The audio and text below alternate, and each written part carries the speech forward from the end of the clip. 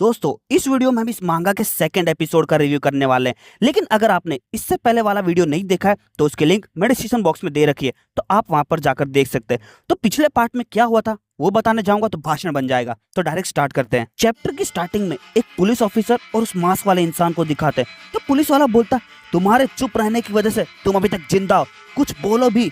कमीने, तूने बहुत बेगुनाह लोगों की जान ली है और मुझे पता है तुझे इस बात का कोई पछतावा नहीं है, तुझे तो मौत की सजा ही मिलनी चाहिए। और वो मास्क वाला इंसान अभी भी एकदम चुप ही रहता और उस पुलिस वालों की आंखों में घूरता रहता है। और वहां पर एक और पुलिस ऑफिसर बैठा होता है जो बोलता है, चीफ। तभी फोन बजने लगता है तो वो पुलिस वाला बोलता है, हाँ ये इंट्रोगेशन रूम का ही फोन है, तुमने क्या कहा? चीफ आपको कुछ बताना है। तो ऑफिसर बोलता है, क्या हुआ? और वो उसे कान में कुछ बताने लगता है। तो ऑफिसर बोलता है, ये तुम क्या बकवास कर रहे हो? उसके बाद होंडा को दिखाते हैं जो बोलता है, क्या वो सड़क हादसे की गवाह थी? तो ऑफिसर बोलता है, हाँ, और ये कोई इत्तेफाक नहीं हो सकता। उस लड़की की मौत उस खाली बिल्डिंग में हुई थी। तो हमारी तहकीकात से पता चला है कि वो एक रियल एस्टेट की एजेंट थी और वो उसी के पास वाले इलाके में काम करती थी। और उस सड़क हादसे वाले दिन वो भी इकेबुकुरो के कंपनी में जा रही थी और उसने ये पूरा हादसा अपनी आंखों से देखा था। तो होंडा सोचता है, मतलब वो भी एक गवाह थी जिसने क्राइम सीन को देखा था। और तभी वो पुलिस वाला बोलता है, तुम क्या सोच रहे हो? और तुम भी तो किसी लड़की का ध्यान रख रहे हो ना, जिसने इस हादसे को सबसे पास से देखा है। क्या तुम्हें उससे कुछ पता चला?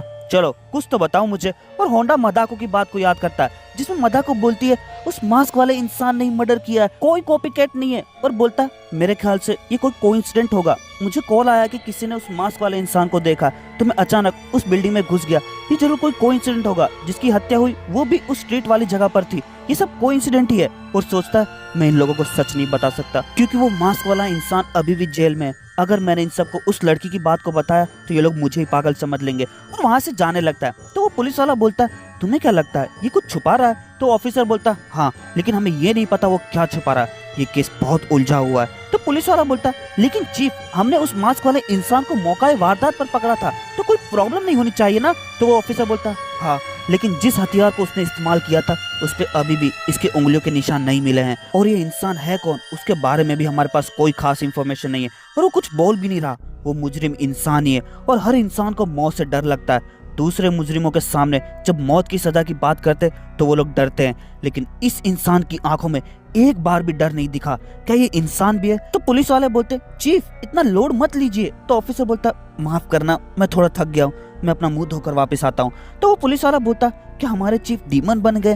क्योंकि उनकी बातों से ऐसा लगता है जैसे वो उस मास्क वाले इंसान को खुद मारना चाहते हैं। और वो ऑफिसर टॉयलेट में मुंह धो रहा होता है और सोचता है, इन्वेस्टिगेशन ज्यादा आगे नहीं बढ़ पा रही है, अब एक ही रास्ता है, किसी साइकेट्रिस्ट को बुलाना पड़ेगा, लेकिन मैं ऐसा नहीं चाहता। तभी उसे मिरर में उस मास्क वाले इंसान की परछाई दिखती है और उस मास्क वाले इंसान के हाथ में एक हथियार होता है। तो ऑफिसर बोलता है, तुम बाहर कैसे निकले? और तभी वो मास्क वाला इंसान ऑफिसर के सर पर अटैक कर डालता है और उसके सर पे से खून निकलने लगता है। अगले पैनल में मदोका को दिखाते हैं जो अपने घर पर होती है। तभी वहाँ की बेल बजती है तो उसकी मॉम बोलती है, इस टाइम पर कौन आया होगा? मदोका जरा देखना। तो मदोका बोलती है, हाँ मैं देखती हूँ। और दरवाजे पे जाकर बोलती है, बाहर कौन है? और बाहर एक औरत खड़ी होती है और बोलती है, माफ करना, मैं इतनी रात को आपको परेशान कर रही हूँ, लेकिन क्या मैं मदोका मुरासाकी के घर पर आई हूँ? तो मदोका बोलती, हाँ बिल्कुल, लेकिन आप मेरा नाम कैसे जानती हो? और वो सोचती है, ये औरत कौन है? तो औरत बोलती है, मैं टोक्यो के मेंटल हेल्थ क्लिनिक में काम करती हूँ। मिस मदोका, मैं आपसे किसी थेरेपी के लिए मिलना चाहती हूँ। तो मदोका बोलती है, आप डॉक्टर है ना? तो वो औरत बोलती है, असल में मैं एक थेरेपिस्ट हूँ, लेकिन डॉक्टर बोल सकते हो। तुम्हें मेरी कोई मदद चाहिए? क्या तुम्हें भी वो किलर हर जगह दिखाई दे रहा है? और ये सुनकर मदोका शॉक हो जाती है। उसके बाद उस मास्क वाले इंसान को दिखाते जो अभी भी उस ऑफिसर की बॉडी के पास बैठा होता है। उसके बाद एक और पुलिस वाले को दिखाते और बोलता, लगता है कल रात मैंने बहुत ज्यादा पी ली थी। और वो भी उस टॉयलेट में जा रहा था और जैसे ही वो टॉयलेट खोलता है तो वहां पर सिर्फ लाश पड़ी होती है। अगले पैनल में वापस मदोका को दिखाते जो बोलती, ये ग्रुप थेरेपी क्या है? तो औरत बोलती है, हमारी ग्रुप थेरेपी का मतलब एक तरह की साइकोलॉजिक थियरी है। ये उन पेशेंट के लिए है जिन्हें एक ही जैसी बीमारी हो। ये काफी अच्छा प्रोग्राम है जिससे आप अपनी प्रॉब्लम से बाहर निकल सकते हैं। तो उसकी मॉम बोलती है, तुम ये क्या बोल रही हो? मेरी मदोका बीमार नहीं है, आपको जरूर कोई गलत फहमी हुई होगी, मुझे नहीं लगता मेरी बेटी को इन सब चीजों की जरूरत है। तो वो औरत बोलती है, मुझे यकीन है आपकी बेटी को इसकी बहुत जरूरत है। वैसे क्या तुमने अपने दोस्तों या फैमिली में किसी को भी बताया या फिर तुम अकेले झेल रही हो? तो उसकी मॉम बोलती, मदोका क्या ये सच है? तुम्हें कुछ हुआ है? और मदाको सोचती है, मैं इन्हें नहीं बता सकती मेरे साथ क्या हो रहा है, क्योंकि ये लोग मुझे ही पागल समझेंगे। तभी वो औरत बोलती है, हमने मिस कुरोसावा और मिस तमारी को भी बुलाया। तो मदाको बोलती आपने उन दोनों को भी बुलाया? तो औरत बोलती हाँ बिल्कुल, उन दोनों को भी हमने अपनी ग्रुप थेरेपी में ऐड किया है। तो मदाको बोलती ये नहीं हो सकता, उन दोनों की तो पहले से थेरेपी हो चुकी है। तो औरत बोलती है हाँ लेकिन ऐसे बहुत सारे लोग थे जिन्होंने सड़क के उस हादसे को देखा था, और जितने लोग भी उस हमले में बचे थे उनके साथ भी आपके जैसा ही हो रहा है। हर कोई अलग अलग तरीके से उस किलर को इमेजिनेशन में देख रहा है, लेकिन इसका असर उनके दिमाग पे रियल में असर कर रहा है। तुम सबके साथ एक ही जैसा हो रहा है, तो सब लोग एक साथ काम करके इस ट्रॉमा को खत्म करते हैं। तो प्लीज हमें ज्वाइन कर लो और साथ में मिलकर इस इल्यूजन को खत्म कर डालेंगे। तो मदाको बोलती है इल्यूजन, और सोचती है ये गलत बोल रही है, वो हादसा जो सच हुआ वो इल्यूजन कैसे हो सकता है। अगले पैनल में उस ऑफिसर को हॉस्पिटल में दिखाते हैं, तो होंडा सोचता ये तो कैप्टन है। तो एक पुलिस वाला बोलता भला पुलिस स्टेशन के अंदर ही किसी के साथ ऐसा कैसे हो सकता है?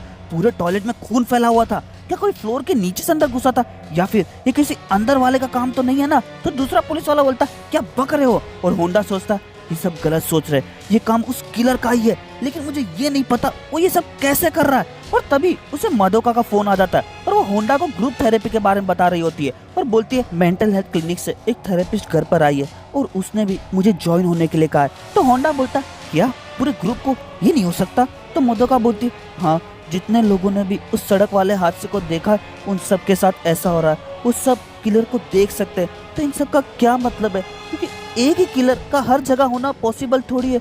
कहीं मैं जो देख रही हूँ सब कोई इल्यूजन तो नहीं है ना, और बल्कि वो किलर अभी भी मेरे सामने खड़ा है। और होंडा तो शॉक हो जाता है और अचानक वो किलर होंडा के पीछे आ जाता और उस पर अटैक कर डालता। और ये आवाज मदाको को भी आ जाती है और बोलती है मिस्टर होंडा क्या हुआ? लेकिन मास्क वाले का अटैक होंडा के फोन पे लग जाता और होंडा उसके वेपन को पकड़ लेता और बोलता मुझसे पंगा मत लो। और वो उसका हाथ पकड़ के हवा में उठा लेता और पूरे फोर्स के साथ नीचे जमीन पर गिराता, लेकिन वहां पर कोई नहीं होता। और होंडा आसपास देखने लगता और सोचता वो गायब हो गया, और अपना टूटा हुआ फोन उठाकर सोचता कि ये कोई बहम था, नहीं ये सब सच था। और वहां पर वेपन को पड़ा हुआ देखता है जिससे उस पर अटैक हुआ था और सोचता कि मुझे सचमुच कोई बहम हुआ था, लेकिन मैंने उसे छुआ भी तो था। और अगले पैनल में उस मास्क वाले इंसान को दिखाते जो अपने हाथ को पकड़ के बैठा होता है और वो होंडा के बारे में ही सोच रहा होता है। तभी एक पुलिस वाला बोलता मुझे उस वेपन को देखना है जिससे चीफ पे अटैक हुआ है। असल में वो हथियार स्टेशन की इमरजेंसी सीढ़ियों के पास मिला है और वो एक पुलिस हवलदार का है। तुम्हें क्या लगता है ये किसी अंदर वाले का काम है? तो दूसरा पुलिस वाला बोलता ये तो हम नहीं बता सकते। उसके बाद रेडियो में न्यूज वाले बोलते हैं आज एक हादसा हुआ है जिसमें पुलिस चीफ अपने स्टेशन में घायल मिला है। चीफ की हालत अभी भी खराब है, लेकिन खबरों से ये पता चला है कि उन पर जिस हथियार से हमला हुआ था उसे पुलिस वालों ने ढूंढ लिया है। ये खबर लोगों की चिंताएं बढ़ाते जा रही है क्योंकि पहले से ही कई सारे हादसे हो रहे हैं, जैसे कि वो इकेबुकुरो वाला हादसा। तभी मदोका की मॉम बोलती है बंद करो इस रेडियो को, और मदोका सोचती है अब तो मैं मिस्टर होंडा से कांटेक्ट भी नहीं कर पाऊंगी। तभी उसके फादर बोलते देखो शायद ये वही जगह है, और वो लोग एक हॉस्पिटल पहुंच जाते और वहां पर वही थेरेपिस्ट वाली औरत होती है जो बोलती है मुझे बहुत खुशी हुई तुम यहाँ पर आए, मैं तुम्हारा कब से इंतजार कर रही थी।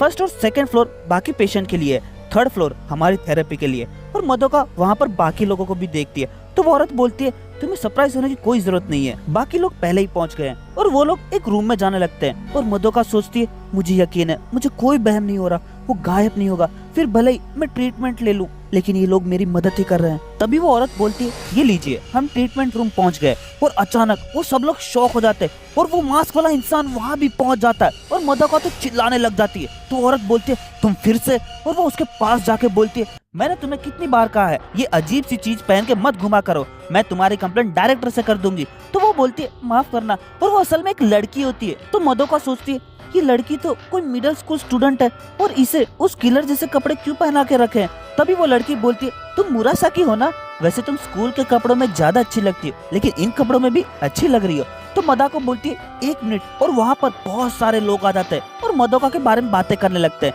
तभी वो औरत बोलती है चुप हो जाओ, तुम लोग उसे डरा रहे हो। उसके बाद वो लड़की बोलती है मुरासाकी तुम हमारे लिए लेजेंड हो, तुम किलर के सबसे पास खड़ी थी और सबको सच भी बताया, हमारे लिए तुम बहुत अच्छी इंसान हो। तो मदाको बोलती है इसका मतलब तुम भी? तो वो थेरेपिस्ट बोलती है हाँ उस टाइम ये भी थी जब उस किलर ने अटैक किया था, और ये सब लोग वही हैं जो उस दिन वहां पर थे। ये लोग इतना डर गए थे कि जमीन पर गिर पड़े और उस किलर से दूर भागना इनके लिए इम्पॉसिबल हो गया था। इनके पास देखने के अलावा और कोई ऑप्शन नहीं था। इनका दिल और दिमाग पूरी तरह से टूट चुका था। वो कोई भी मदद नहीं कर पा रहे थे, जिसकी वजह से इनके दिल में एक गिल्ट बैठ गया कि उन्होंने उस टाइम कुछ नहीं किया, और यही बात उन्हें अंदर ही अंदर परेशान करती है। ऐसा इंसानों के साथ होना काफी आम बात है। इस लेवल का स्ट्रेस उनके दिल को बहुत कमजोर बना डालता है, जिसकी वजह से उन्हें बहुत घबराहट होने लगती है और वो हादसा बार बार दिखने लगता है, जो एक तरह का हेलुसिनेशन होता है। लेकिन चिंता की कोई बात नहीं है, थोड़ा टाइम लगेगा, लेकिन तुम सब लोग ठीक हो जाओगे और हम सब मिलकर इसे दूर करेंगे। और सब डॉक्टर की बात सुनकर उसे थैंक यू बोलते और उस लड़की को वापस मास्क पहना डालते और उसके सामने एक आदमी को बिठा दिया जाता है और सब लोग बोलते, यूटा तुम कर सकते हो, ये नोरिको ही है। लेकिन वो आदमी बोलता, बहुत हुआ, मैं और नहीं देख सकता, और वो अपना सर पकड़ लेता है। तो आसपास के लोग बोलते, तुमने पूरी कोशिश की यूटा। तो यूटा बोलता, मुझे मालूम है ये नोरिको है, लेकिन मैं जब भी मास्क को देखता हूँ तो मुझे डर लगने लगता है। तो नोरिको बोलती, ये तो तुम्हारी आदत है। तो यूटा बोलता, नहीं मुझे डर ही लगता है। तभी वहाँ पर थेरेपिस्ट आ जाती है और बोलती है, कोई बात नहीं, हर कोई अलग होता है। तो यूटा बोलता, डॉक्टर नोगुची। तो नोगुची बोलती है, और तुमने 10 सेकंड से ज्यादा झेला है, जो तुम्हारे कल के रिकॉर्ड से बेहतर है। चलो सब लोग यूटा के लिए ताली बजाएंगे। और मदोका सोचती है, ये लोग मास्क की मदद से लोगों के अंदर का डर भगा रहे हैं, लेकिन फिर भी कोई ठीक नहीं हो रहा, लेकिन क्यों? तभी एक लड़का बोलता, ये सब एक नौटंकी है, और सब लोग उसे देखने लगते। और वो लड़का बोलता, सब लोग थोड़ी देर के लिए रुक जाओ और सोचो, ये लोग हमसे क्या करवा रहे हैं। तुम लोग अभी भी डर से जी रहे हो, क्योंकि ये ऐसी ही बीमारी है जिसमें डर का सामना करना बहुत मुश्किल हो जाता है। और तुम खुद को ये सोच रहे हो, मजबूर कर रहे हो कि किलर है ही नहीं, लेकिन वो किलर कोई बहम नहीं, वो सचमुच है। और मदोका ये सुनकर शॉक हो जाती है और सोचती है, इसका मतलब ये सभी लोग। और उसके बाद होंडा को दिखाते हैं, जो एक बार में बैठा होता है। तो उसके साथ वाला इंसान बोलता है, मैंने सुना है इन्वेस्टिगेशन की बातें बाहर वालों को नहीं पता चलनी चाहिए।